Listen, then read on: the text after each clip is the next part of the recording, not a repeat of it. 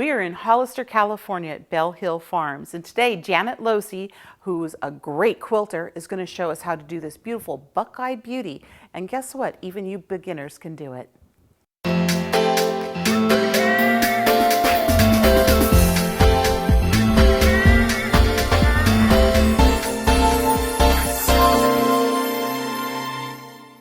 Janet, I'm so excited about today's little lesson, how to make this beautiful buck-eyed beauty quilt, because it looks really complicated, but it really is not. And it's a good one for beginners, right?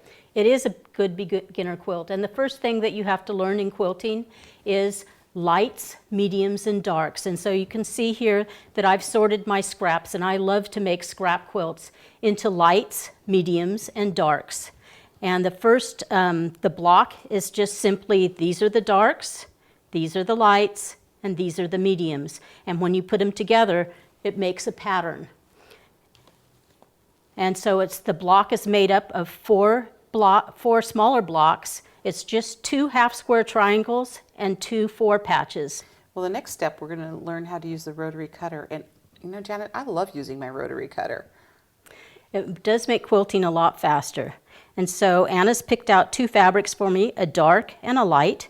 And we're going to put those together, and we're going to cut 1 3/4 inch squares. And that's marked right on your ruler, right? Yes, it is. And then I'm going to turn it this way. And what's great about these quilting rulers, they have all these great lines and stuff on them, so you just line it up to the lines on the ruler. And so here we go.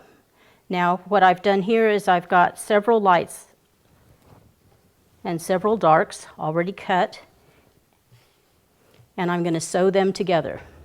So I take a light square and a dark square, put them right sides together, and then I'm going to sew them with a very accurate 1/4 inch seam. And I have a foot here on the sewing machine that does exactly a 1/4 inch seam. And I see you left a nice little long tail at the end there. Right. And so I can take the next one and sew it, a light and a dark.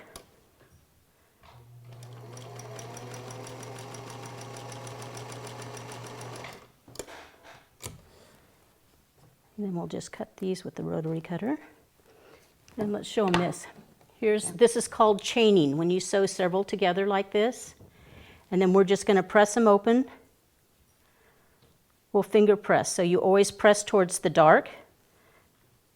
So we'll press this one this way, and this one this way. So finger pressing, obviously you're just using your fingernail and your finger and Right. applying pressure to the seam. Okay, so then we're going to put these together, and the reason that you sew a light to a dark is you can just lock these seams in. So this one's going this way and this one's going, that's called opposing seams. And then you sew those 2 together.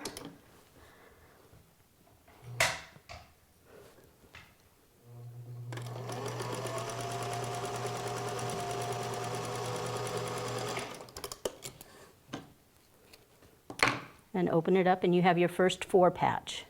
Oh, look how perfect that is too. That's great. Now what do you do with the seam? Am I getting ahead of myself, or it'll just lay down? You press them all one direction, and then Okay. just like that. Perfect. And so you'll have two units, and that's your 4 patch. On our next episode, we're going to learn how to do the half-square triangle and finish up our quilt. And what do we say? When creativity knocks, open the door.